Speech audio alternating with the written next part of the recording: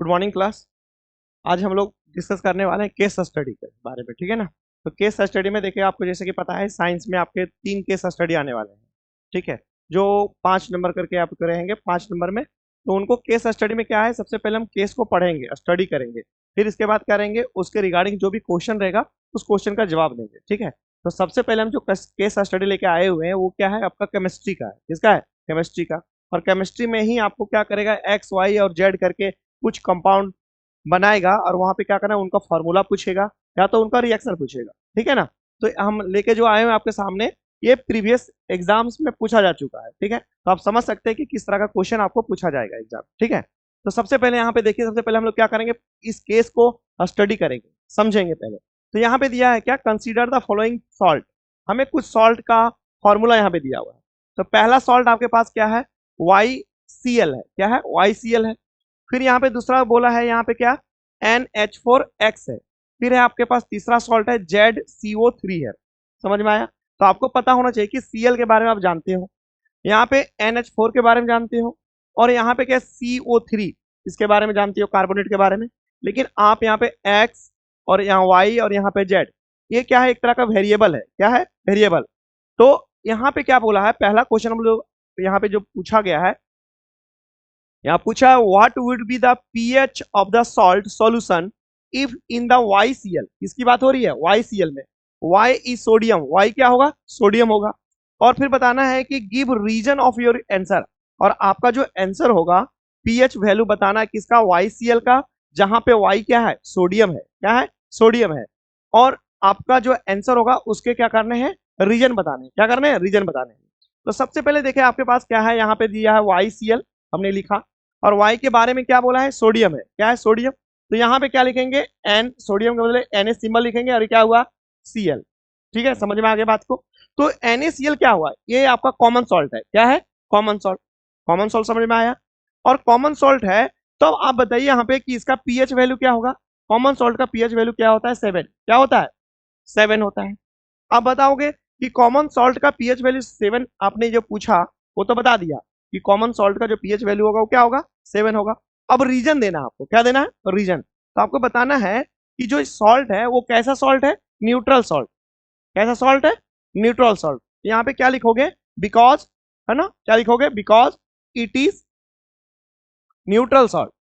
ठीक है, neutral salt, साथ साथ में आप लोग लिखते जाएं थोड़ा बहुत, ठीक है। ये क्या है, न्यूट्रल सॉल्ट है। और न्यूट्रल सॉल्ट का हमेशा जो पीएच होता है वो क्या होता है आपका, 7 होता है। अतः अब ये बताओ, जब न्यूट्रल सॉल्ट है तो क्या बेसिक सॉल्ट भी होते हैं? बोला हाँ। जब स्ट्रॉन्ग बेस को लिया जाएगा और वीक एसिड को लिया जाएगा तो क्या बनेगा, बेसिक सॉल्ट। और जब हमारे पास स्ट्रॉन्ग एसिड को लेंगे और वीक बेस को लेंगे तो क्या बनेगा, एसिडिक सॉल्ट होगा। इस तरह से हमारे पास यहाँ पे जो ए का जो जवाब है, जो वाई है, तो वाई को के जगह पे हमने सोडियम लिया और बना दिया NaCl। और NaCl कैसा है, न्यूट्रल सॉल्ट, और जिसका पीएच वैल्यू कितना होता है, 7। और इसका हमने रीजन लिख दिया। क्या कर दिया, रीजन लिख दिया।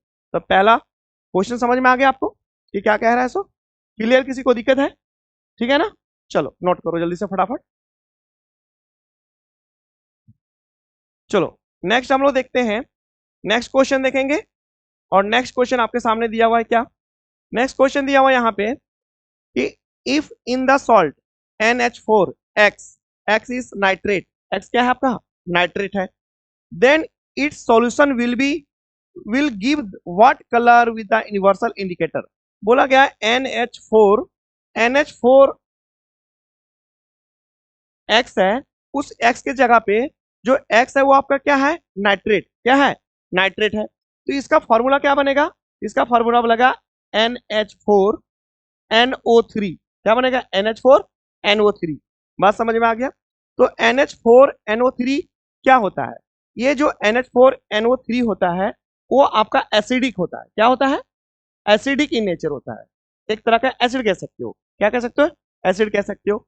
जब ये आपके पास यूनिवर्सल इंडिकेटर के पास जाएगा, किसके पास जाएगा, तो ये इसका कलर क्या कर देगा, तो यूनिवर्सल इंडिकेटर आप एसिड है, और यूनिवर्सल इंडिकेटर को यदि आप यहाँ पे, अब हम ब्लू लिटमस पे डालेंगे, किस पे डालेंगे, इसमें ब्लू लिटमस पे। तो यहाँ पे आप जैसे ही आप यहाँ पे एसिड ब्लू लिटमस पे आप डाला, इसका कलर क्या कर देगा, रेड कर देगा। क्या कर देगा, रेड कर देगा। बात समझ में आया। सबसे पहले जानना है क्या है, NH4NO3 किस तरह का कंपाउंड है। तो जानना पड़ेगा क्या है, ये एसिडिक कंपाउंड है। क्या है, एसिडिक कंपाउंड है। और एसिडिक कंपाउंड जब हम ब्लू लिटमस पे डालेंगे, नेचुरल यूनिवर्सल इंडिकेटर पे डालेंगे, तो ये क्या हो जाए, बना देगा आपके पास रेड हो जाएगा। क्या हो जाएगा इसका, रेड कलर हो जाएगा। क्लियर है यहाँ पे बात को। अब कई बार बोलता है कि ये कंपाउंड जो भैया बनता है वो कैसे बनता है, इसके बारे में हम लोग डिस्कस करते हैं। ठीक है, ये कंपाउंड बना तो कैसे बना। तो देखिए, ये कंपाउंड हम लोग बनाएंगे तो दो तरह से बनाएंगे। पहला आपके पास क्या है, सीधा सीधा आप इसको अमोनिया ले लो। क्या ले लो, अमोनिया। प्लस में यहाँ पे ले लो HNO3। क्या ले लोगे, HNO3। ठीक है, तो ये अमोनिया एक तरह का बेस होता है। क्या होता है, बेस। और ये कैसा बेस है, वीक बेस है। कैसा बेस है, बेस। और ये आपका HNO3 आपको पता है क्या है, नाइट्रिक एसिड। क्या है, स्ट्रॉन्ग एसिड होता है। तो जब वीक बेस स्ट्रॉन्ग एसिड बनेगा, मिलेगा, तो क्या बना देगा यहाँ पे, NH4 बनाएगा और NO3 बनाएगा। क्या है, वीक बेस। ये कौन सा बेस है, वीक बेस। और ये क्या है आपके पास, स्ट्रॉन्ग एसिड। क्या है ये, स्ट्रॉन्ग एसिड। तो आपके पास जो सॉल्ट बनेगा NH4NO3 वो कैसा बनेगा, एसिडिक। क्योंकि स्ट्रॉन्ग कौन सा है यहाँ पे, एसिड। तो कैसा सॉल्ट बनेगा, एसिडिक। और एसिड अभी वही बात हमने देखा था ना कि एसिड जब हम लोग यूनिवर्सल इंडिकेटर पर दिए तो उसका कलर क्या हो जाएगा, चेंज हो जाएगा। क्या हो जाएगा, चेंज होगा। ब्लू पे डालेंगे तो क्या बन जाएगा, वो रेड बन जाएगा। क्लियर बात को।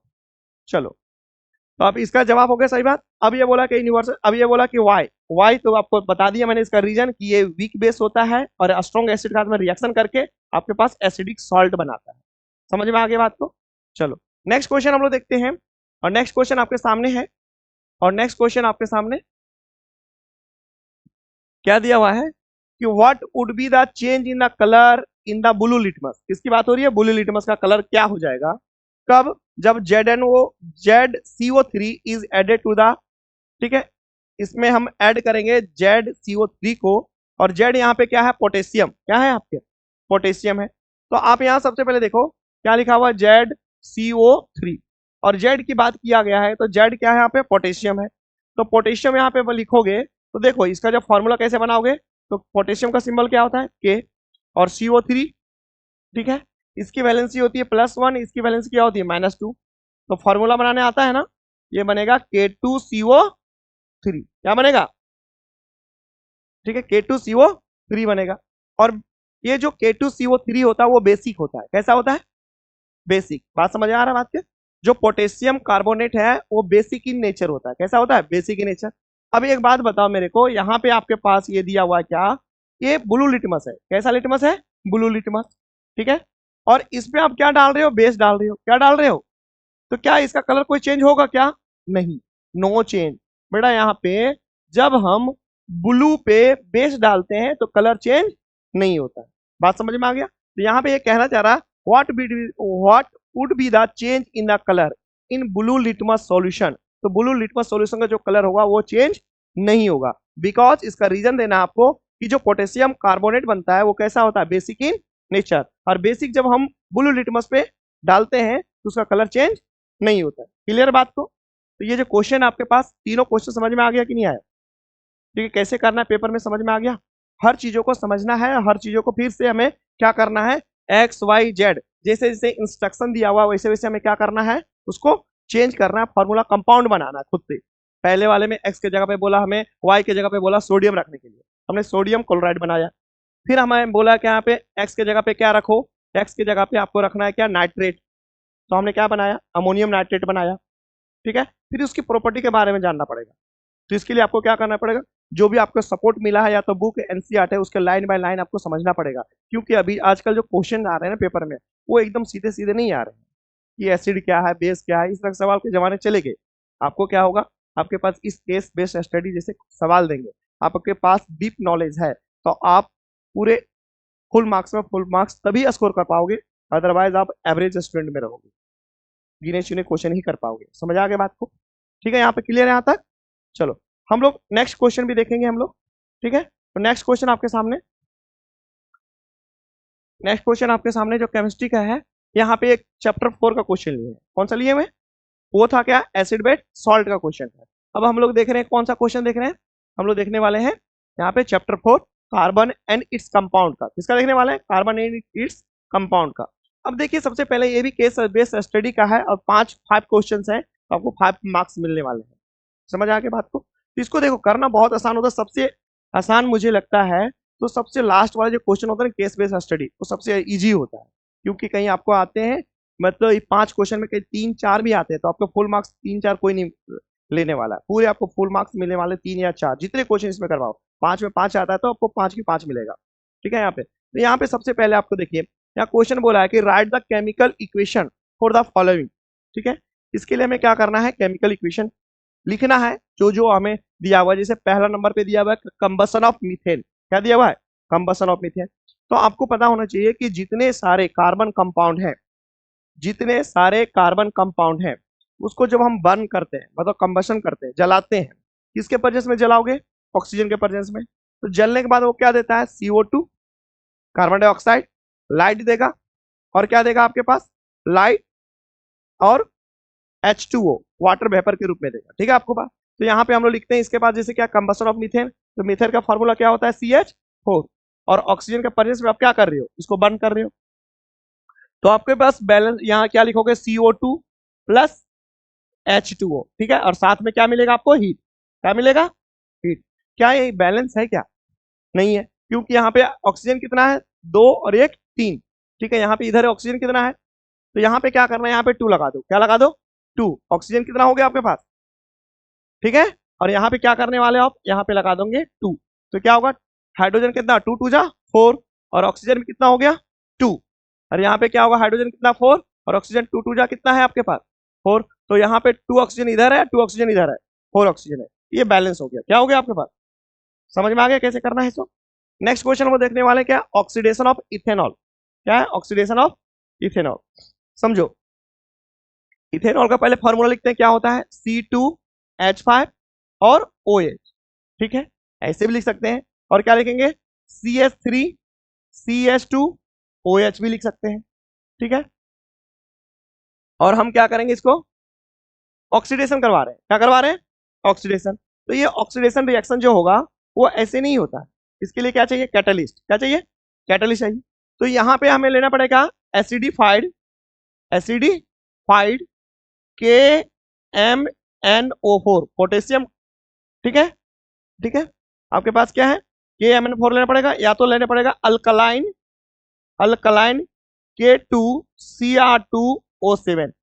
ये क्या है, ऑक्सीडाइजिंग एजेंट है। क्या है, ये दोनों में से कोई एक लेना है, क्या करना, दोनों में से कोई एक लेना है, और ये क्या करेगा, इसको ऑक्सीडेशन करवा देगा, किसका, इथेनॉल का। और ऑक्सीडेशन का मतलब क्या होता है, एडिशन ऑफ ऑक्सीजन। क्या होता है, तो ये क्या कंपाउंड देने वाला है, ये देने वाला है CH3COOH, मतलब ये आपके पास क्या था, इथेनॉल। क्या था, इथेनॉल, और ये क्या दे देगा, इथानोइक एसिड। क्या दिया इसने, इथानोइक एसिड। क्लियर बात को बेटा, इसके लिए ध्यान रखना कभी कभी एक नंबर में आपके पास ये भी दिया रहेगा, इधर का कंपाउंड दिया रहेगा, इधर का कंपाउंड दिया रहेगा, मतलब इथेनॉल यहाँ रहेगा, और यहाँ के राइट साइड में क्या रहेगा, इथानोइक एसिड रहेगा। बीच में यहाँ पे एरो के ऊपर में एक यहाँ पे फिल इन द ब्लैंक्स रहेगा, एक्स दे देगा। क्या देगा, एक्स। तो कभी कभी उल्टा सवाल पूछ सकता है कि यहाँ पे जो हम ऑक्सीडाइजिंग एजेंट लेंगे वो कौन सा लेंगे, तो ये दोनों में से कोई एक लेना है आपको, एसिडिफाइड KMnO4 या तो अल्कलाइन K2Cr2O7, दोनों में से कोई भी आ जाएगा, और इसको क्या करेगा, ऑक्सीडाइज कर देगा। क्या कर देगा, ठीक है। आपको ऐसा भी पूछेगा आपको कि हमें अल्कोहल से क्या करना है, अल्कोहल से हमें इथान मतलब हमें एसिड चाहिए, इथेनॉल से हमें क्या चाहिए, एसिड चाहिए, तो कौन सा रिएक्शन परफॉर्म करेंगे, ऑक्सीडेशन। अरे इथेनॉल है और हमें क्या चाहिए, एसिड, तो कौन सा रिएक्शन परफॉर्म करोगे, ऑक्सीडेशन, ऑक्सीजन बढ़ा दो ना, है ना। और इसका इथानोइक एसिड का सेकंड नाम क्या है, एसिटिक एसिड। अरे इथानोइक एसिड का दूसरा नाम क्या है, और एसिटिक एसिड कहाँ मिलता है, कहाँ पाया जाता है, विनेगर में। कहाँ पाया जाता है, समझ में आया, इसमें 3-4 चीजें क्लियर हो गई कि नहीं हुई, समझ में आ गया, क्लियर यहाँ पे किसी को कोई दिक्कत है, ठीक है। चलो नेक्स्ट, ये आपके पास क्या था पहला, तो ये क्या था आपका सेकेंड, और ये आपके पास क्या है थर्ड। थर्ड में हमारे पास क्या है, स्टेरिफिकेशन रिएक्शन। बेटा ये सारे रिएक्शन जो है ना आपके चैप्टर 4 के हैं, बहुत ही ज्यादा इंपॉर्टेंट है, बात समझते चलो। स्टेरिफिकेशन रिएक्शन, है ना। स्टेरिफिकेशन रिएक्शन मतलब क्या बना रहे हैं, एस्टर। क्या बना रहे हैं, एस्टर। क्या होता है, जो स्वीट स्मेल आपने चाहे अगरबत्ती में देख लिया हो, परफ्यूम में देखा, ड्यू में देखा, या तो आपके पास जो बाथिंग सोप होता है, नहाने वाले जो साबुन होते हैं, वो स्वीट स्मेल होता है कि नहीं होता है, ठीक है। तो सभी में क्या होता है, एस्टर डाला होता है। क्या डाला होता है, एस्टर, ठीक है ना। तो ये आपके पास क्या एस्टरिफिकेशन क्या करते हैं हम लोग, यहाँ पे एस्टर बनता कैसे है, तो अल्कोहल से और आपके पास किससे, एसिड से। मतलब कौन सा लेना है, इथेनॉल लेना है। क्या लेना है, इथेनॉल, CH3 CH2 और OH ले लिया। और क्या ले लिया हमने, CH3 और COOH, ये भी ले लिया। और ये दोनों से क्या बनने वाला है, एस्टर। लेकिन ये ऐसे बनेगा क्या, नहीं। यहाँ भी क्या चाहिए आपके पास, एरो पे हमें कैटलिस्ट के रूप में हमें चाहिए क्या, कॉन्सेंट्रेटेड कॉन्क H2SO4। क्या चाहिए यहाँ पे, ठीक है, H2SO4 चाहिए। और एस्टर देखो कैसे क्या करना है, यहाँ पे क्या करना है, यहाँ से बेटा, यहाँ से OH हटाना। देखो एक कलर चेंज कर लेता हूँ यहाँ पे, इसको क्या करना है, ठीक है। यहाँ पे देखो, यहाँ पे हटा रहा हूँ, वही हटाना आप। यहाँ से हटाया तो यहाँ पे एक H हटा लेना। क्या करोगे, ये सारे H को क्या कर लेना है, H2O को हटा लेना है। तो कंपाउंड आपके पास क्या बनना, लिखना कहाँ पे, राइट साइड में, लेकिन मैं नीचे लिख रहा हूँ, जगह नहीं है इसलिए। क्या लोगो, CH3 CH2, ठीक है। और ये COO और ये CH3 इधर चला जाएगा बेटा, समझ में आ गया। और ये क्या है, एक तरह का एस्टर है। और साथ में क्या निकलेगा, H2O। क्या निकलेगा, H2O। बात समझ में आया, फिर से मैं रिपीट कर रहा हूँ कि बेटा एस्टरिफिकेशन में एस्टर बनता कैसे है। तो एस्टर बनने के लिए चाहिए अल्कोहल। तो अल्कोहल में ले लेंगे कौन, इथेनॉल। क्या लेंगे, और साथ में लेंगे एसिटिक एसिड या तो इथानोइक एसिड, दिया। और ये दोनों से हमें वाटर मॉलिक्यूल्स को निकाल देना है। क्या करना है, और साथ में एरो के ऊपर में कॉन्सेंट्रेटेड H2SO4 लेना है। क्या लेना है, बात समझ में आ गया। और यहां से जब हम निकालेंगे क्या बनेगा, CH3 CH2, ठीक है, और COO, और इधर में क्या बनेगा, CH3 बन जाएगा। क्लियर बात को, समझ में आ गया, कोई दिक्कत है किसी को, ठीक है। H2O निकल जाएगा। ये आपके पास क्या है, सेकंड स्टेरिफिकेशन, ठीक है, एस्टर बनाने का जो प्रोसेस है ये करोगे। अब फोर्थ नंबर हम लोग देखने वाले हैं, है ना। कौन सा, फोर्थ नंबर, फोर्थ है या फिफ्थ है, अच्छा हम लोग ने एक नहीं देखा ना, हाइड्रोजनेशन नहीं देखा है। चलो ये भी देखेंगे हम लोग, ठीक है ना। थर्ड नंबर एक देख लेते हैं, ये फोर्थ का है। ये कौन सा है, फोर्थ का। क्लियर बात को, अब हम लोग थर्ड नंबर देखने वाले हैं, ठीक है। थर्ड में बोला क्या, हाइड्रोजिनेशन। क्या बोला है, हाइड्रोजिनेशन बोला है। तो हाइड्रोजिनेशन में क्या करते हैं हम लोग, बताओ जल्दी से। वेजिटेबल ऑयल से क्या बनाते हैं, वेजिटेबल घी बनाते हैं। क्या बनाते हैं, बात समझ में आए, वेजिटेबल ऑयल से क्या बनाते हैं। तो हम लोग क्या करते हैं, हाइड्रोजिनेशन करते हैं। क्या करते हैं, इसको दूसरे भाषा में समझो, तो हम लोग क्या करते हैं कि जो आपके पास अनसेचुरेटेड हाइड्रोकार्बन है, अनसेचुरेटेड कौन कौन है, अल्कीन और अल्काइन, उससे हमें अल्केन बनाना है। क्या करना है, अल्केन बनाना है। तो अभी हम क्या करेंगे, हाइड्रोजिनेशन। क्या करेंगे, जैसे आपके पास क्या है, यहाँ पे आपके पास ये क्या है, आपके पास मैंने ले लिया, ये कंपाउंड का नाम बताओ जल्दी से आप लोग, C+C, और इधर हमने लिखा H और इधर भी लिखा H, और इसके पास भी क्या है, HH लिखा। ये कौन सा कंपाउंड है, इथीन। क्या नाम है इसका, इथीन, ठीक है, इथीन है। ये क्या है, अनसेचुरेटेड, क्यों, डबल बॉन्ड इसमें, क्या है, डबल बॉन्ड। अब इसको हमें क्या करना है, इसको क्या करना है, यहाँ पे आपको निकेल देना है कैटलिस्ट के रूप में। क्या देना है, निकेल। देखो कैटलिस्ट और आपके पास ऑक्सीडाइजिंग एजेंट, ये सबका बहुत ज्यादा इंपॉर्टेंट है किसमें, ऑर्गेनिक केमिस्ट्री में। इसको मत भूलना, नहीं तो रिएक्शन ही नहीं होगा, ठीक है। तो कैटलिस्ट के रूप में क्या डालेंगे हम यहाँ पे, निकेल। और यहाँ पे थोड़ा सा डालना पड़ेगा आपको H2। क्या डालना पड़ेगा, H2। और साथ में यहाँ पे टेम्परेचर डालना पड़ेगा 473 केल्विन। कितना डालना पड़ेगा, और हीट करना पड़ेगा थोड़ा सा। क्या करना पड़ेगा, तो ये जो डबल बॉन्ड है ना, ये ब्रेक कर जाएगा। क्या कर जाएगा, ब्रेक कर जाएगा। 11th में पढ़ोगे, है ना, जो रिएक्शन का मैकेनिज्म कि कैसे ब्रेक करता है। लेकिन यहाँ पे आपको क्या करना है, ये डबल बॉन्ड टूटेगा और आपको सिंगल बॉन्ड बना देना है। क्या करना है, सिंगल बॉन्ड। और जो H2 डाले थे ना थोड़ा सा हाइड्रोजन, वो क्या होगा, यहाँ पे डबल बॉन्ड टूटने पे इनको हाइड्रोजन चाहिए, तो ये हाइड्रोजन यहीं पे लग जाएगा। क्या है, ये डबल बॉन्ड टूट जाएगा और आपके पास सिंगल बॉन्ड में बन जाएगा। मतलब ये क्या था, इथीन, और ये क्या बन जाएगा आपके पास, इथेन। क्या बन जाएगा, ये इथेन। इसके लिए कौन सा है, हाइड्रोजिनेशन। क्या है ये, या तो आप कह सकते हो यहाँ पे क्या है, वेजिटेबल ऑयल है, और उससे क्या करेंगे हम, वेजिटेबल घी बनाएंगे। क्या करेंगे, घी बनाएंगे। और इसी रिएक्शन को कहते हैं हम लोग हाइड्रोजिनेशन क्या कहते हैं? बात समझ में आ गया कि नहीं आया? क्या करना है इसमें?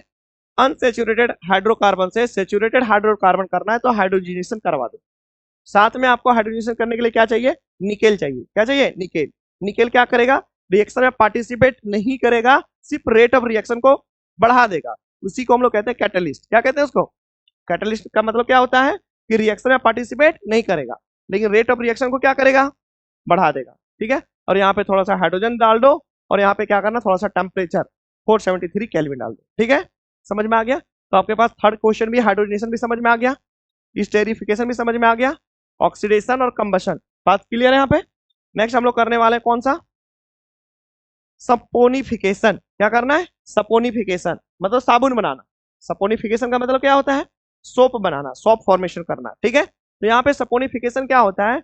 जो आपका स्टेरिफिकेशन किए थे ना, एस्टर बनाए थे कि नहीं बनाए थे, तो एस्टर का अपोजिट करना है। एस्टर का क्या करना है? अपोजिट करना है। और एस्टर का अपोजिट करोगे तो क्या होगा? जैसे आपने एस्टर का फॉर्मूला क्या लिखा था? CH3 CH2 COO और CH3 लिखे थे कि नहीं लिखे थे? लिखे थे। अच्छा, अब यहाँ पे हमने क्या लिया था? कॉन्सेंट्रेटेड H2SO4, लेकिन यहाँ उल्टा लेना, मतलब यहाँ पे क्या लेना है? Dilute H2SO4। और जब इसको डाइल्यूट H2SO4, ठीक है, इसको जब इसको डिसॉल्व करोगे इसमें डाइल्यूट H2SO4 में, तो फिर से ये क्या बन जाएंगे? ये फिर से बन जाएंगे आपके पास CH3 CH2OH, मतलब इथेनॉल। क्या बनेगा? और ये क्या बनेगा? CH3 COOH, मतलब इथानोइक एसिड। इसी का जस्ट रेसिप्रोकल, उल्टा। बात समझ में आया? ये दोनों से हमने क्या करा था? अल्कोहल लिया था इथेनॉल, और क्या लिया था हमने? Acetic acid. और हमने क्या करा था? कॉन्सेंट्रेटेड H2SO4 के साथ में रिएक्शन करवा के क्या बनाया था? एस्टर। और एस्टर को जब उल्टा देख कर देंगे तो क्या बन जाएगा आपके पास? सपोनिफिकेशन। क्या बन जाएगा? इसका नाम क्या है? सपोनिफिकेशन। और ये क्या है? साबुन बन जाएगा। क्या बन जाएगा? क्लियर है बात को? नोट कर लो जल्दी से इसको। ठीक है, एस्टर का जस्ट अपोजिट है, मतलब एक रिएक्शन आता है तो दोनों बनेगा, और एक नहीं आता तो दोनों छूट जाएगा आपके क्वेश्चन। क्लियर है बात को? यहाँ तक क्लियर? कोई दिक्कत है? जल्दी से बताओ। तो हमने क्या करा? कंबसन भी आज ने पढ़ लिया, मीथेन का। ठीक है, ऑक्सीडेशन और हाइड्रोजिनेशन, स्टेरिफिकेशन और सपोनिफिकेशन। क्लियर है बात को? ठीक है, नेक्स्ट हम लोग चले। चलो नेक्स्ट हम लोग क्वेश्चन देखते हैं। और कोई क्वेश्चन है तो यहाँ पे देखिए, ये भी क्वेश्चन आपके सामने है। ठीक है, यहाँ पे देखिए, draw two structural isomers of the butane. सबसे पहले बताइए आइसोमर्स होता क्या है? क्या आइसोमेरिज्म क्या होता है? तो आइसोमेरिज्म क्या होता है? तो आइसोमेरिज्म आपके पास क्या है कि सेम मॉलिक्यूलर फार्मूला, और मॉलिक्यूलर फार्मूला क्या होना चाहिए? सेम होनी चाहिए। और स्ट्रक्चर क्या होना चाहिए उस कंपाउंड का? अलग अलग। उसी को हम लोग क्या बोलेंगे? आइसोमेरिज्म। क्या बोलेंगे? आइसोमेरिज्म। तो यहाँ पे देखो, किसका आइसोमर्स लिखना है? ब्यूटेन का। किसका लिखना है? तो ब्यूटेन का लिखना है, तो पहले हम ब्यूटेन का फॉर्मूला लिखेंगे। किसका लिखेंगे? ब्यूटेन। ब्यूटेन का फॉर्मूला जल्दी से बताओ कोई। C4H10। बेटा कार्बन कितना होना चाहिए ब्यूटेन में? 4। Methane, ethane, propane, butane. चौथे नंबर का आपके पास क्या ना? हाइड्रोकार्बन है। तो ब्यूटेन में 4 कार्बन होंगे, और हाइड्रोजन कितने होंगे? अल्केन ग्रुप का है, तो जितने कार्बन उसके डबल से 2 हाइड्रोजन ज्यादा होंगे। ठीक है, तो 4 का डबल कितना होता है? 8, और 2 हाइड्रोजन और कितना हो गया? 10। तो इसके हमको आइसोमर्स लिखना है, मतलब आइसोमर्स का मतलब फॉर्मूला सेम, स्ट्रक्चर अलग अलग। ठीक है, तो यहाँ पे क्या करेंगे? स्ट्रक्चर करने के लिए पहले हम आइसोमर्स जो बनाएंगे, इसके क्या बनाएंगे? आइसोमर्स। तो पहला आइसोमर्स बनेगा नॉर्मल ब्यूटेन। क्या लिखोगे? इसका नाम क्या होगा? Normal butane. और नॉर्मल ब्यूटेन कैसे लिखोगे भाई? CH3 CH2 CH2 और CH3। ये क्या बन गया आपके पास? Normal butane. समझ में आ गई बात को? सेकंड इसका क्या लिखोगे? आइसोब्यूटेन। क्या लिखोगे? आइसोब्यूटेन। और आइसोब्यूटेन कैसे लिखोगे? CH3 है, CH है, यहाँ पे किसी भी कार्बन के ऊपर में। ठीक है ना, आप क्या करो, यहाँ पे एक कार्बन CH3 को ऐसे सजा दो। देखो यहाँ पे 3 कार्बन इसके पास है। पहले कार्बन देखो, 1 कार्बन 2 3 4 कार्बन। ठीक है, हाइड्रोजन कितने? 3 यहाँ पे, 3 यहाँ पे, 3 यहाँ पे, और 1 यहाँ पे। कितने हो गए? 10। कितने हो गए? 10। तो स्ट्रक्चर अलग हो गया ना? कैसा हो गया? और जब हमने क्या करा कि एक, जब इसको लाइन में लिखा, तीनों को एक क्या किया? स्ट्रेट चेन में लिखा। इसको क्या बोल दिया हमने? Normal butane. क्या बोला? लेकिन वही हमने इसी सारे कार्बन को, हमने 3 कार्बन को ऐसे सजाया लाइन में, और एक दूसरे के ऊपर में हमने क्या किया, एक CH3, ठीक है। इसका जो आइसोब्यूटेन है, इसका नाम भी कभी कभी पूछेगा, तो देखो या तो इसको आइसोब्यूटेन बोल लो, या तो देखो 3 कार्बन का है तो 3 कार्बन का के अलावा ये क्या है आपके पास, ब्रांच है। तो ब्रांच क्या है, पहले दूसरे कार्बन पे, तो इसका नाम हो जाएगा 2 मिथाइल, क्या हो जाएगा, 2 मिथाइल, और ये प्रोपेन हो जाएगा, क्या हो जाएगा बेटा, बात समझ में आया। इसका IUPAC नाम पूछेगा तो क्या हो जाएगा, 2 मिथाइल प्रोपेन, या तो कहोगे आइसोब्यूटेन, क्या कहोगे, क्लियर बात को। तो ब्यूटेन के 2 आइसोमर्स बनते हैं, कितने बनते हैं, 2 बनते हैं, क्लियर बात को, क्लियर, कोई दिक्कत है नहीं। चलो इस बार कहीं मान लो पिछले बार पूछा था कि ब्यूटेन के बताओ आइसोमर्स, अभी मैं आपको पूछता हूं कि चलो एक अलग से बढ़ा देता हूं कि पेंटेन के आइसोमर्स बताओ, किसके बताओ, पेंटेन के आइसोमर्स बताओ, ठीक है। तो पेंटेन का फॉर्मूला लिखिए, सबसे पहले लिख लो, बहुत इंपॉर्टेंट है ना, पेंटेन, ठीक है। पेंटेन का फॉर्मूला क्या होगा, C5H12, राइट। जितना कार्बन उसके डबल से 2 अधिक क्या होंगे, हाइड्रोजन, क्लियर बात को यहाँ पे। अब यहाँ पे हमें इसके क्या चाहिए, आइसोमर्स, तो पहला हम लिखेंगे वही नॉर्मल, नॉर्मल पेंटेन, क्या लिखेंगे, नॉर्मल पेंटेन। और नॉर्मल पेंटेन का क्या होगा आपके पास, CH3 CH2 CH2 CH2, और क्या बन जाएगा, CH3, पहला बन गया, क्लियर है बात को, है ना। देखो अच्छा, दूसरा बनाएंगे हम लोग आइसोपेंटेन, आइसोपेंटेन। देखो इस बार बोर्ड में शायद ये क्वेश्चन पूछ दे, ठीक है। आइसोपेंटेन तो क्या बन जाएगा, आइसो में क्या करेंगे, पहले हम CH3 CH2, या तो आप इस कार्बन के ऊपर में लगा दो मिथाइल ग्रुप, या तो इधर वाले कार्बन पे, बात एक ही है, इधर से सेकंड कार्बन पे या तो इधर से सेकंड कार्बन पे। मैं चाह रहा हूँ कि लास्ट वाले कार्बन पे लगाऊं, यहाँ क्या होगा, हमें CH3 हमने इस पे लगाया, ठीक है, और इसको क्या बना दिया हमने, CH3, ये CH2। देखो यहाँ पे इसके कितने हैं, 3 वैलेंसी पूरे हो जाएंगे, और एक इधर कार्बन के साथ, यहाँ पे क्या CH2, 2 बॉन्ड इधर है, एक ऊपर नीचे हो जाएगा, इधर पे क्या है CH2, और इधर में देखो एक कार्बन इधर, एक इधर, एक इधर कार्बन, और एक हाइड्रोजन नीचे जुड़ेगा, तब 4 पूरे हो जाएंगे। और ये तो आपके पास क्या है, CH3 ऊपर मिथाइल है, ठीक है, और ये भी क्या है, मिथाइल, समझ आ गया। इसको जब सेकंड पे, यही काम आप यहाँ पे कर सकते हो, कहाँ पे करोगे, इधर वाले पहले सेकंड नंबर कार्बन, तो इधर से गिनोगे तब भी आपका सेकंड आएगा, इधर से गिनोगे सेकंड, तो कहीं पे आप लगा सकते हो सेकंड कार्बन पे, समझ में आया। तो इसको कहते हैं हम लोग आइसो, क्या कहते हैं, आइसो। और तीसरा जो आपके पास आएगा नियो, क्या लिखोगे, नियो पेंटेन। नियो पेंटेन में क्या हो जाएगा, एक कार्बन, 2 कार्बन, 3 कार्बन, और एक हम ऊपर में लगा देंगे CH3, और नीचे लगाएंगे CH3, समझ में आया। और ये कार्बन है तो इसके साथ में क्या करेंगे हम, ये कार्बन है तो यहाँ पे इसको बॉन्ड पूरा करोगे ना किससे, हाइड्रोजन से, और यहाँ भी क्या करोगे, हाइड्रोजन से, और जो बच गया इसके पास हाइड्रोजन देने की जरूरत नहीं है, क्योंकि इसके पास 4 बॉन्ड पूरे हैं, एक इधर, एक इधर, एक इधर, एक इधर, 4 बॉन्ड इस कार्बन के पूरे हैं। इसको क्या हो, CH3 CH3 CH3 CH3, बात समझ में आ गया। तो कितने हो गए, हाइड्रोजन कितने हो गए, 12, और कार्बन कितने हो जाएंगे आपके पास, 5, तो 5 C5H12, ये क्या बन गया, इसका नाम क्या होगा, नियोपेंटेन, क्या बन जाएगा, इसका क्या होगा, आइसोपेंटेन, और ये क्या हो जाएगा आपका, नॉर्मल पेंटेन। हाइड्रोजन दूसरे वाले में ज्यादा कहाँ पे है, बताइए, कितने हो गए, 3 2 5, 5 2 7, 1 8, ठीक है, 9 10 11, ठीक है, तो कहाँ पे ज्यादा हो गया है। अच्छा, हमने कितने ले लिए कंपाउंड पता है, हमने गलती कर दी है, पता क्या, हमने 1 2 3 4 5 6 ले लिया, ठीक है, इसको हटाओ ना बीच से, ठीक है, यहाँ क्या बन जाएगा आपके पास, CH3 CH2, अरे 5 ही कार्बन लोगे ना, हमने 6 ले लिया था ना, ये तो गलत हो गई थी हमारा, इसलिए दिक्कत हो गया था।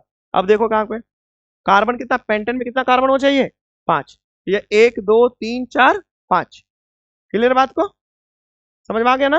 हमने एडिशनल ले लिया था, चेन बनाते बनाते हमने आगे बना दिया 5, इसीलिए हमें पेंटेन का बनाना था, ठीक है, हमने हेक्सन का बना रहे थे, तो गलत हो गई ना। चलो ठीक है, चलो ध्यान तो दिया। ये आपके पास क्या है, नॉर्मल पेंटेन, ये आइसोपेंटेन, और ये क्या है आपके पास, नियोपेंटेन, क्लियर बात को, कोई दिक्कत है क्या, समझ में आ गया ना।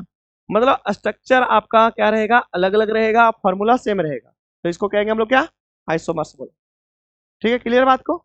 चलो नेक्स्ट क्वेश्चन हम लोग देखने वाले हैं यहाँ बोला है क्या, draw the structure of the propanol and propanol. क्या है, जल्दी से बताओ जल्दी से। नेक्स्ट क्वेश्चन क्या है, एक है आपके पास क्या, प्रोपानॉल। क्या है, प्रोपानॉल। देखो एनसीईआरटी में जितने सारे कंपाउंड उनके नाम, या तो जितने सारे कंपाउंड का फॉर्मूला दिया है उसके नाम लिखना है, या तो नाम है तो उसके फॉर्मूले क्रिएट करना है। तो सबसे पहले क्या है, प्रोपानॉल। ठीक है, और एक क्या है, प्रोपानॉन। ये दोनों वेरी वेरी इंपॉर्टेंट है, एग्जाम में आने के बहुत ज्यादा चांस है। प्रोपानॉल देखो, ये नॉल बोला तो अल्कोहल है। क्या है, अल्कोहल। तो अल्कोहल कितने का, 3 कार्बन का। तो यहां लिखोगे क्या आपके पास, प्रोपानॉल। इसका फॉर्मूला हो जाएगा बेटा CH3 CH2 और CH2, और यहाँ पे लगा दो OH। क्या लगाओगे, 3 कार्बन का अल्कोहल बन जाएगा। कितने कार्बन का, और उसी को हम लोग कहते हैं प्रोपानॉल। ठीक है, चलो एक आपके पास, दूसरा आपके पास क्या, प्रोपानॉन। प्रोपानॉन, पता है इसमें क्या नॉन है। ठीक है, इसमें एक और क्वेश्चन बन सकता है, पता है क्या, कि पहले वाले में कौन सा फंक्शनल ग्रुप है, तो क्या बताओगे, अल्कोहल। क्या बताओगे, पहले दूसरे वाले प्रोपानॉन लिखने के पहले इसमें कौन सा फंक्शनल ग्रुप है, ये कौन बताएगा। हाँ, कीटोन। कौन सा है, कीटोन। तो कीटोन के लिए सबसे ज्यादा इंपॉर्टेंट कंपाउंड यही है, प्रोपानॉन। कई बार एग्जाम में आया हुआ है। तो लिखो कीटोन के लिए, कीटोन का फंक्शनल ग्रुप ये होता है ना, ये फंक्शनल ग्रुप है कीटोन का। और इधर क्या लगा लो, CH3, और इधर क्या लगा दो, और यही बन गया आपके पास क्या, प्रोपानॉन। क्या बन जाएगा, ये कीटोन है ना, 3 कार्बन का हो गया कीटोन। ये बहुत ज्यादा इंपॉर्टेंट, कई बार एग्जाम में आता है। पता नहीं एग्जाम वाले को क्या इससे लगा हुआ है, बार बार या तो प्रोपानॉन का ये फॉर्मूला दे देगा, ठीक है, नाम लिखने पूछ देगा इसका नाम क्या है, या नाम दिया रहेगा तो इसका फॉर्मूला पूछेगा। क्लियर बात को। एक मैं बता रहा हूं, जल्दी से बताइए, प्रोपानल का नाम, फॉर्मूला बताइए। प्रोपानल, तीनों एक साथ पढ़िए, कंफ्यूजन कभी नहीं होगा। प्रोपानॉल, प्रोपानॉन, प्रोपानल। नल मतलब अल्डिहाइड, नल मतलब, ठीक है। तो अल्डिहाइड पहले लिखेंगे, अल्डिहाइड का फॉर्मूला क्या होता है, CHO सिंगल बॉन्ड। होता है कि नहीं होता है ना। और एक कार्बन है तो 2 कार्बन और लगाना है, तो क्या करेंगे, CH2, और यहाँ क्या करेंगे, CH3। फॉर्मूला बन गया आपके सामने, समझ में आ गया। ये क्या है, अल्डिहाइड। ध्यान रखना कि नल में NaL, नल में क्या होगा, अल्डिहाइड। नॉन में क्या होगा आपके पास, कीटोन। और ऑल में क्या होगा, अल्कोहल। क्लियर बात को, ये तीनों आपको एक साथ करना है, ठीक है, ताकि कंफ्यूजन बिल्कुल ना रहे, जीरो कंफ्यूजन। कंफ्यूजन रहेगा तो फिर आप घूमते रहोगे एग्जाम में, टाइम भी किल करोगे अपना फालतू का। इसे तुरंत लिखना है। क्लियर बात को, जल्दी से बताओ। अच्छा, क्लियर हो गया। तो पहला खत्म, दूसरा भी, और तीसरा देखते हैं, क्या बात करें, तीसरे क्वेश्चन की तरफ चलते हैं हम लोग। ठीक है, तीसरे क्वेश्चन में,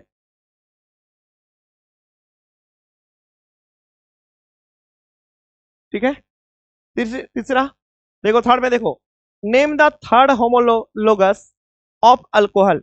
अल्कोहल का तीसरा मेंबर बताना है भाई, अल्कोहल का फंक्शनल ग्रुप में तीसरा मेंबर बताना है, थर्ड होमोलोगस बताना है।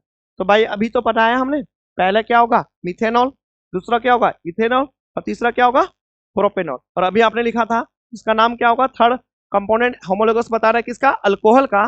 तो क्या हो जाएगा इसका नाम, इसका भी आंसर क्या होगा, प्रोपानॉल। और इसका फॉर्मूला अभी आपने लिखा, CH3 CH2 CH2 और OH।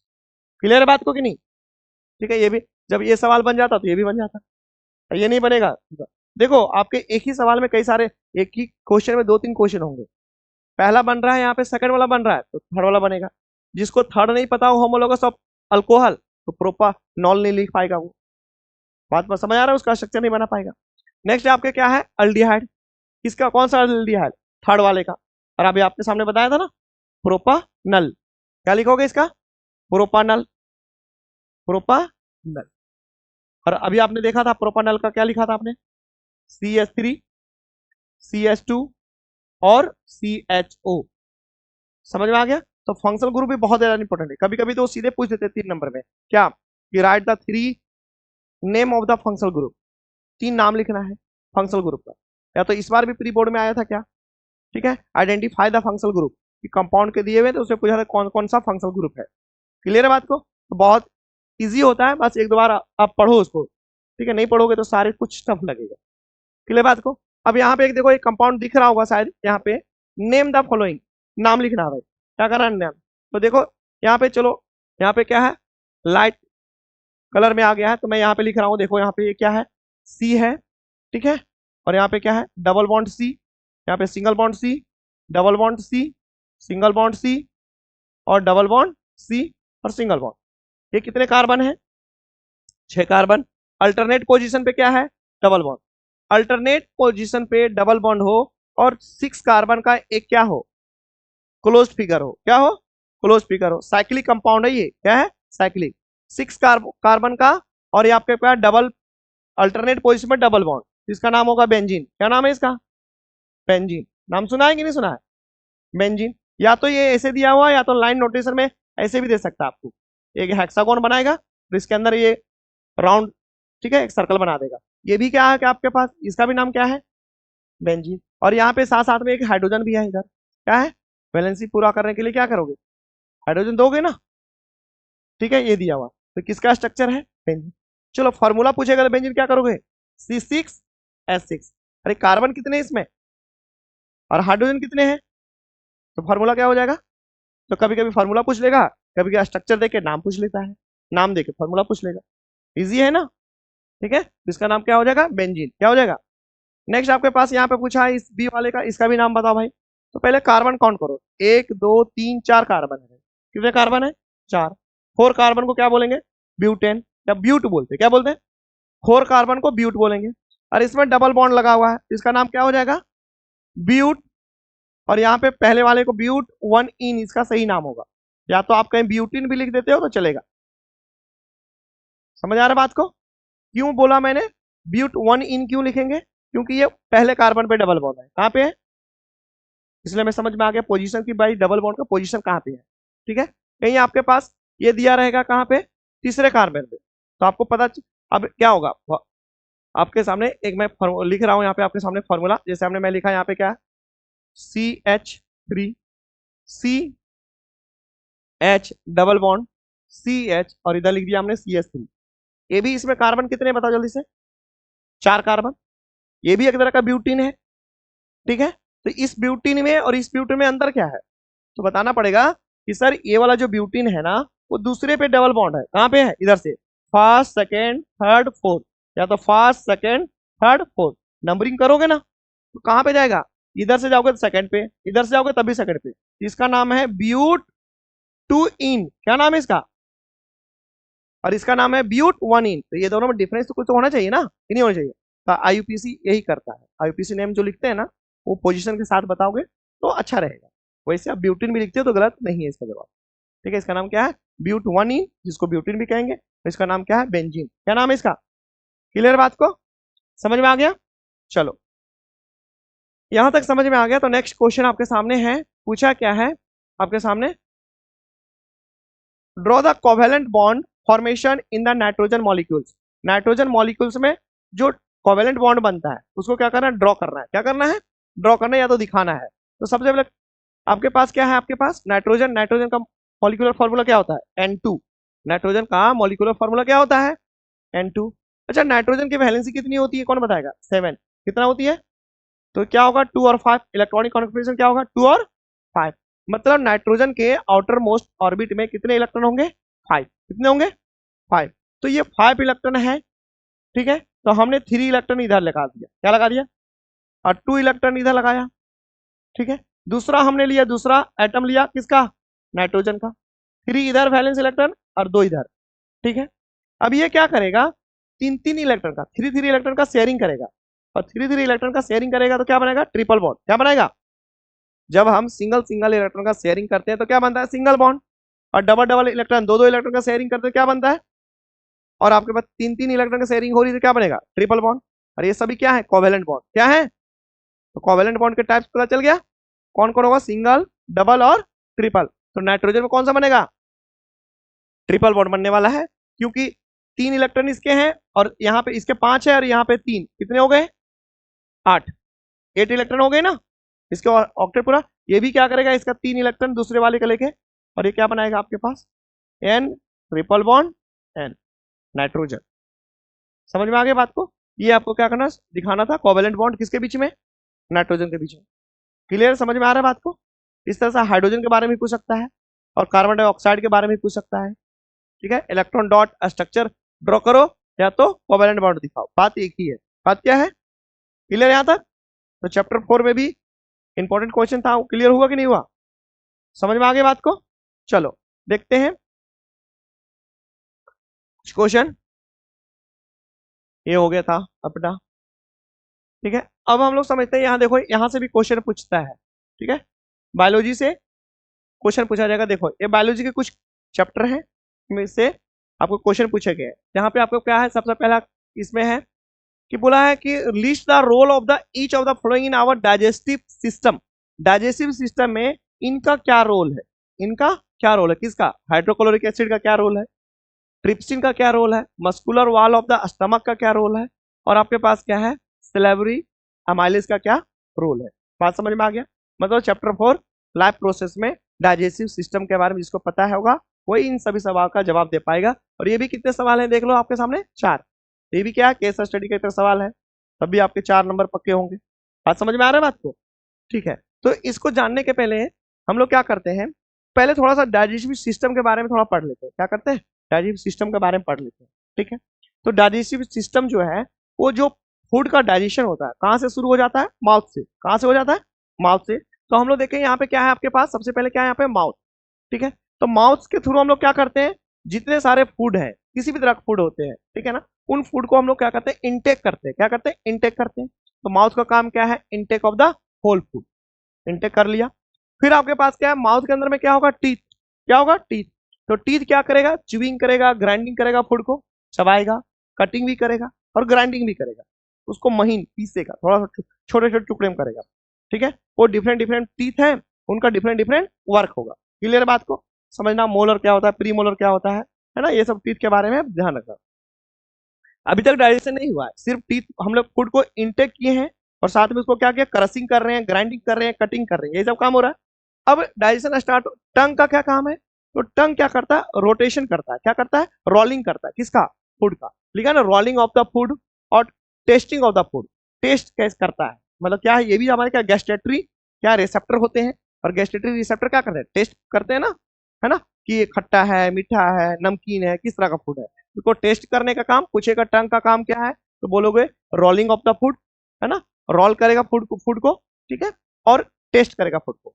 साथ में क्या करेगा, swelling, pushing down of the food. Swelling, जीभ को क्या करते हैं, जीभ पे आपने कुछ लिया, कुछ अंदर की तरफ क्या करना है, स्वेलिंग करना है। क्या करना है, स्वेलिंग करना है, अंदर की तरफ लेना है। तो आपके पास 3 काम होता है किसका, टंग का। एक पहला क्या आपके पास, रोलिंग। पहले हमने क्या कि टंग का क्या कितने फंक्शन है, 3 फंक्शन है। पहला काम क्या है, रोलिंग ऑफ द फूड। दूसरा क्या है, टेस्टिंग ऑफ द फूड। और साथ में क्या है, स्वेलिंग, पुशिंग डाउन। स्वेलिंग का मतलब पुशिंग डाउन, अंदर स्टमक में ले जाने के लिए, ठीक है। तो आपके पास यह, फिर वहां पे अपने माउथ में ग्लैंड्स होते हैं जिसको कहते हैं सलाइवरी ग्लैंड। क्या कहते हैं, सलाइवरी ग्लैंड। अब सलाइवरी ग्लैंड में क्या सेक्रेट होता है, सलाइवा। सलाइवरी ग्लैंड से क्या निकलता है, सलाइवा। और सलाइवा और साथ में म्यूकोस भी निकलता है। क्या निकलता है, म्यूकोस निकलता है। वो जो सलाइवा है उसमें पाया जाता है सलाइवरी अमाइलेज। क्या पाया जाता है, बात है, सलाइवा में क्या पाया जाएगा, सलाइवरी अमाइलेज पाया जाएगा।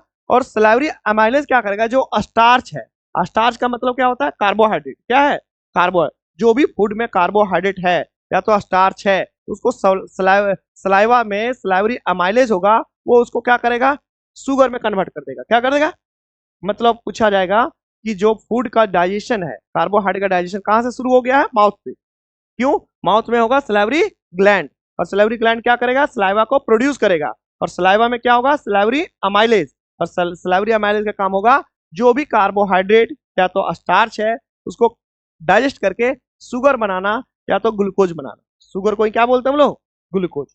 तो समझ में आ गया पहले सलाइवरी अमाइलेज, ध्यान रखना कई क्वेश्चन अभी आएगा। नेक्स्ट आपके पास है, जब फूड का काम माउथ का हो गया तो माउथ से कहां पे जाएगा, ओसोफेगस, उसको कहते हैं फूड पाइप, और उसको थ्रू कहां जाएगा, स्टमक में। तो यहाँ पे ओसोफेगस क्या करेगा, taking food from the mouth to the stomach by the peristaltic movement. मतलब जो खाना होगा, ये आपका जो स्टमक है वो गुल्लक थोड़ी ना कि यहाँ पे डाला सीधा चला गया अंदर, नहीं, वो क्या होगा, एक प्रोसेस होता है, धीरे धीरे धीरे धीरे अब वहां पे जाएगा, पिचक पिचक के फूड आगे निकलेगा, उसको बोलते हैं पेरिस्टेलिटिक मूवमेंट। ये भी पूछा हुआ है कि जो फूड है ओसोफेगस से थ्रू स्टमक में किस तरह का मूवमेंट में जाता है, तो क्या बताओगे यहाँ पे, पेरिस्टेलिटिक मूवमेंट में। ये मूवमेंट कैसा होता है, जहां पे फूड होगा वहां पे क्या होगा, जहां पे फूड जाएगा वो एक्सपेंड कर जाएगा। क्या हो जाएगा, और जहां पे फूड नहीं रहेगा वहां पे क्या होगा, कॉन्ट्रैक्ट कर जाएगा। तो contraction and expansion of the muscles किसका, ओसोफेगस का, उसी को हम लोग कहते हैं क्या, पेरिस्टाल्टिक मूवमेंट। क्लियर बात को। अब यहां से चला गया, यहाँ पे कोई डाइजेशन नहीं हो रहा है, सिर्फ माउथ में यहाँ पे डाइजेशन हुआ किसका, स्टार्च का। अब यहाँ पे चला गया कहाँ पे, स्टमक में। स्टमक में यहाँ पे इसके फूड के लिए 3 फ्रेंड मिलेंगे, 3 दोस्त मिलेगा। पहला मिलेगा पेप्सिन, क्या मिलेगा, जिसको गैस्ट्रिक जूस भी कहते हैं, है ना। और पेप्सिस, यहाँ पेप्सिन के साथ वाले मिलेगा HCl, और सब मिलेगा साथ में म्यूकस, क्या मिलेगा। तो 3 फ्रेंड मिल गए कहाँ पे जाके, स्टमक में मिलेगा, किसको, फूड को। अब पेप्सिन को क्या करना है, पेप्सिन डाइजेस्ट करेगा प्रोटीन को, पी से पेप्सिन, पी से प्रोटीन, डाइजेस्ट करेगा। लेकिन डाइजेस्ट तभी करेगा जब उसको मीडियम मिलना चाहिए एसिडिक, क्या मिलेगा, एसिडिक। वो एसिडिक मीडियम कौन देगा, HCl, हाइड्रोक्लोरिक एसिड, कौन देगा। तो समझ में आएगा, आपको कहीं पूछेगा कि HCl बोलेगा कि आपके स्टमक में प्रोड्यूस होने वाला एसिड का नाम बताओ, तो क्या बताओगे, HCl, क्या बताओगे। समझ में आ गया, आपके बॉडी के अंदर में प्रोड्यूस होने वाले, आपके स्टमक में प्रोड्यूस होने वाले एसिड का नाम बताओ, तो क्या बताओगे आप लोग, HCl। क्लियर बात को। बताएगा HCl का फंक्शन बताओ, तो HCl का फंक्शन बताओगे कि ये फूड को एसिडिक मीडियम प्रोवाइड करता है, क्या करता है, एसिडिक मीडियम प्रोवाइड करता है। क्यों करता है, पेप्सिन को फंक्शन करने के लिए, पेप्सिन को फंक्शन के लिए। पेप्सिन को एसिडिक मीडियम नहीं रहेगा तो पेप्सिन अपना काम नहीं कर पाए। और पेप्सिन क्या करता है, प्रोटीन को डाइजेस्ट करता है, क्या करता है, पी से पेप्सिन, पी से प्रोटीन को डाइजेस्ट करता है, और क्या बनाता है, अमीनो एसिड, क्या बनाता है।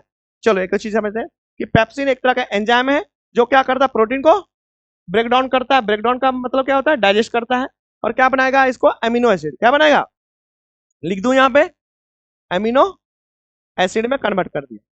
HCl क्या करता है, मीडियम को क्या बना दिया, एसिडिक, साथ में क्या बना दिया, म्यूकस। अब जो म्यूकस है वो कहां से होगा, स्टमक का जो वाल है उस वाल से सेक्रेट होता है कौन सा, म्यूकस, और जो क्या करता है, HCl से प्रोटेक्ट करता है। HCl से क्या करना, बचाना भी है, किसको, inner wall of the stomach को। और कौन बचाता है, ये म्यूकस, ठीक है। तो म्यूकस क्या करता है, protect inner lining of the stomach.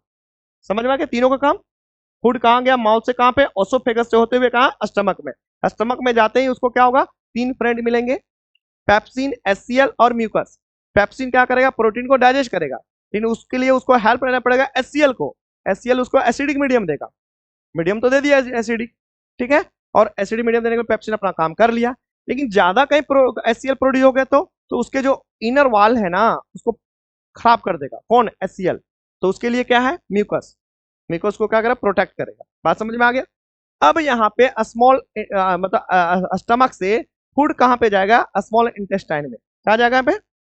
यहाँ पे जितने सारे ये जो एंजाइम्स प्रोड्यूस हुए हैं उसको गैस्ट्रिक जूस कहते हैं, क्या कहते हैं, गैस्ट्रिक जूस, स्टमक वाले को। लेकिन जब स्मॉल इंटेस्टाइन वाले जो एंजाइम्स प्रोड्यूस होगा उसको बोलते हैं इंटेस्टिनल एंजाइम, क्या बोलते हैं इसको, क्योंकि इसको बोलते हैं स्मॉल इंटेस्टाइन, क्या बोलते हैं, स्मॉल इंटेस्टाइन। तो इंटेस्टिनल एंजाइम कहाँ प्रोड्यूस होंगे, स्मॉल इंटेस्टाइन। समझ आ गया। ये नाम का ही सिर्फ स्मॉल है, लेकिन इसकी लेंथ जो है लार्ज से भी बड़ा है, ठीक है। ये पतली पाइप होती है, फूड पाइप मतलब एक तरह का होती है, ठीक है, पतली होती है, लेकिन ये इसकी लेंथ क्या होती है, बड़ी होती है। क्योंकि यहाँ पे क्या होता है, maximum times of the food stay here, यहाँ पे क्या होता है, सबसे ज्यादा देर तक फूड यहाँ पे रहता है, ठीक है। अब यहाँ देखो, अब यहाँ पे क्या हुआ, इसके में क्या होगा, अभी तक हमारे पास क्या क्या डाइजेस्ट हुआ है, माउथ में थोड़ा बहुत कार्बोहाइड्रेट डाइजेस्ट हुआ था, ठीक है।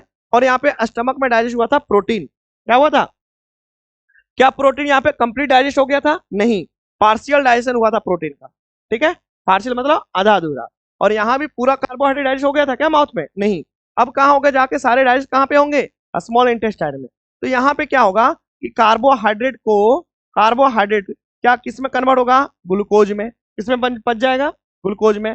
फैट भी होता फूड के अंदर में, उसको डाइजेस्ट होगा किसमें, फैटिक एसिड और ग्लिसरॉल में।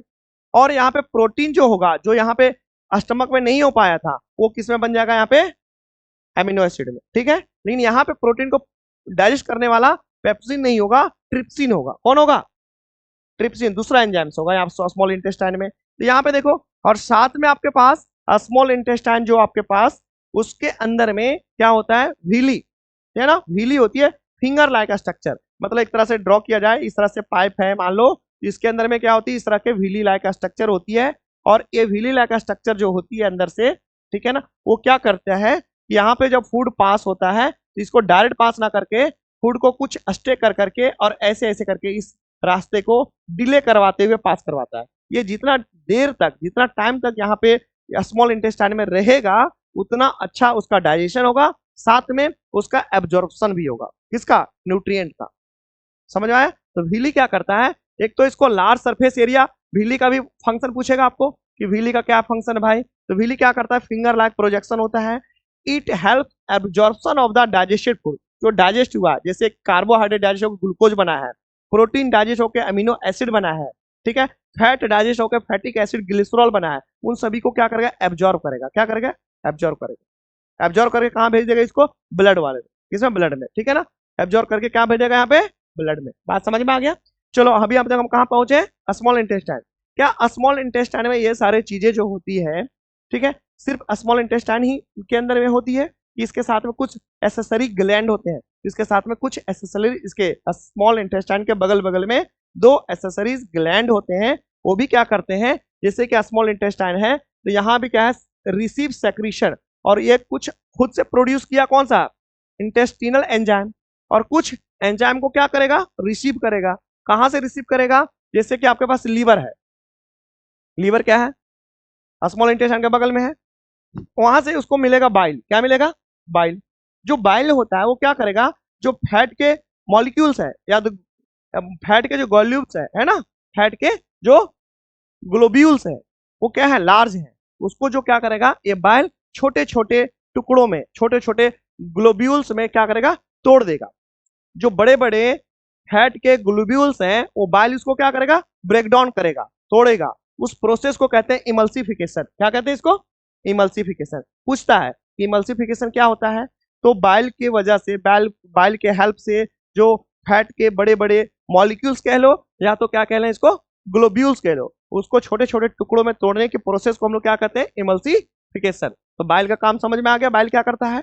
साथ में वहां पे क्या है, एसेसरीज ग्लैंड में जो रिसीव करेगा, एक पैनक्रिया से पैनक्रिटिक जूस रिसीव करेगा, कौन, स्मॉल इंटेस्टाइन। समझ में आ गया। और पैनक्रिटिक जूस में क्या क्या आपके पास, ट्रिप्सिन होगा। क्या होगा, ट्रिप्सिन। जो मैंने क्या बोला, ट्रिप्सिन क्या करेगा, फिर से प्रोटीन को डाइजेस्ट करेगा। तो यहाँ पे जो प्रोटीन डाइजेस्ट होगा पैनक्रिटिक जूस के ट्रिप्सिन की वजह से, वो क्या बनेगा, पेप्टोन। क्या बनेगा, पेप्टोन बनेगा।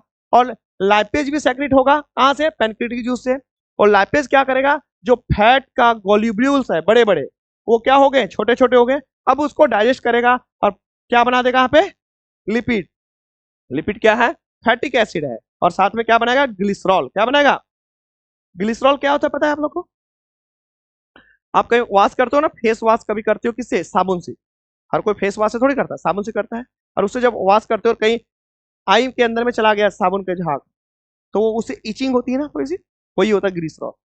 क्या होता है, बच्चे लोग कभी नहाते हो उसको तो देखते हो वो आंख में कहता नहीं, आंख में फेस में साबुन मत लगाओ, तो प्रॉब्लम हो रही है, इचिंग हो रही है, वो ग्लिसरॉल होता है। ठीक है, चलो कोई बात नहीं, आगे देखते हैं। एक यहाँ पे फिर से क्या है, पैनक्रिटिक जूस में एक अमाइलेज है जो कहाँ पे निकल रहा था, सलाइवा में। क्या हो रहा था, सलाइवा। उसी तरह का अमाइलेज पैनक्रिटिक जूस भी क्या करता है, सेक्रेट करता है। और अमाइलेज फिर से क्या करेगा, कार्बोहाइड्रेट, जो कार्बोहाइड्रेट बच गया है उस कार्बोहाइड्रेट को क्या करेगा, कंप्लीट डाइजेशन कर देगा। क्या कर देगा, कंप्लीट डाइजेशन होगा। तो जो स्मॉल इंटेस्टाइन में आके जो फूड है वो कंप्लीट डाइजेस्ट हो जाएगा और साथ में उसका एब्जॉर्प्शन भी हो जाएगा। क्या हो जाएगा, किसका, न्यूट्रिएंट्स का।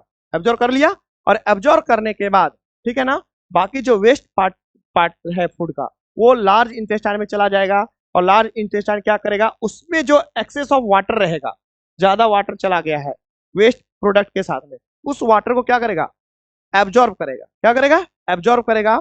और रेस्ट मटेरियल को हम लोग क्या कर, रिमूव कर देगा बाय द एनएस। एनएस के थ्रू क्या होगा, बाहर चला जाएगा। बात समझ में आ गया।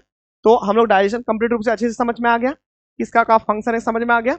चलो आते हैं हम लोग क्वेश्चन पे। क्या करते हैं, क्वेश्चन पे आते हैं, फिर हम लोग समझते हैं। ठीक है, तो क्वेश्चन आपके सामने यहाँ पे क्या है कि आप बताओ कि किस यहाँ पे जो गिवन एंजाइम्स है डाइजेस्टिव सिस्टम में, उसका क्या क्या फंक्शन है। तो हाइड्रोक्लोरिक एसिड का बताओ क्या फंक्शन है। बस फूड के मीडियम को क्या करेगा, एसिडिक बनाएगा। और किसको, प्रोटीन को डाइजेस्ट करने में कौन डाइजेस्ट करेगा, पेप्सिन। तो ये लिख सकते हैं हम लोग क्या, कि जो हाइड्रोक्लोरिक एसिड है फूड को एसिडिक मीडियम देता है और पेप्सिन को वर्क करने के लिए हेल्प करता है। समझ गए? It help pepsin to digest protein. Clear बात को? नेक्स्ट आपके पास ट्रिप्सिन आ गया ना। ट्रिप्सिन, ट्रिप्सिन क्या करता है? ट्रिप्सिन प्रोटीन को ही डाइजेस्ट करता है और क्या बनाता है? पेप्टोन। क्या बनाता है? ठीक है ना। ट्रिप्सिन क्या करता है? प्रोटीन को डाइजेस्ट करके क्या बना देगा? पेप्टोन। क्या बनाएगा? पेप्टोन। ठीक है। प्रोटीन को डाइजेस्ट कौन करेगा यहाँ पे? ट्रिप्सिन। कहां पे करेगा? स्मॉल इंटेस्टाइन में। कहां पे करेगा?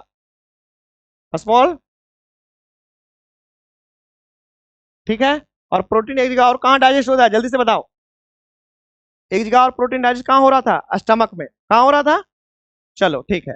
अब यहाँ क्या muscular wall of the stomach, stomach के मस्कुलर वॉल से क्या निकलता है? जल्दी से बताओ क्या निकलता है? और ये क्या करता है? क्या करता है? प्रोटेक्ट करता है। Protect from HCl। किससे बचाता है? किसको? Inner wall of the stomach. Clear बात को? Inner wall of the. Next आपके पास क्या है? Salivary amylase. अमाइलेज क्या करता है? अभी हमने पढ़ा है। अमाइलेज क्या करता है? स्टार्च को, किसको? स्टार्च को, या तो जिसको कहते हैं कार्बोहाइड्रेट। क्या कहते हैं इसको? कार्बोहाइड्रेट को क्या करेगा? डाइजेस्ट करेगा और इसको क्या बना देगा? इसको शुगर बनाएगा, या तो क्या लिख सकते हो? ग्लूकोज। क्या लिखोगे? ग्लूकोज। क्लियर है बात को? ठीक है। तो हम लोग डाइजेस्टिव सिस्टम सही से समझ के में आ गया। बेटा यहाँ से क्वेश्चन हर बार आता है, हर बार आता है, तो इसको जाके फिर से रिवीजन करना, बार बार इसको देखना कि क्या बातें हमने बताया है, एक एक चीज को नोट करना। ठीक है। तो आज हमने क्या पढ़ा? बायोलॉजी के क्वेश्चन भी किए हमने, और क्या किया? केमिस्ट्री भी किया। ठीक है। एसिड बेस और सॉल्ट, और चैप्टर 4 भी किया। ठीक है। फिजिक्स का नहीं किया। हम लोग अगली क्लास में क्या करेंगे? हम लोग फिजिक्स के क्वेश्चन करने वाले हैं। समझ में आया? अच्छा लगा? चलो थैंक यू।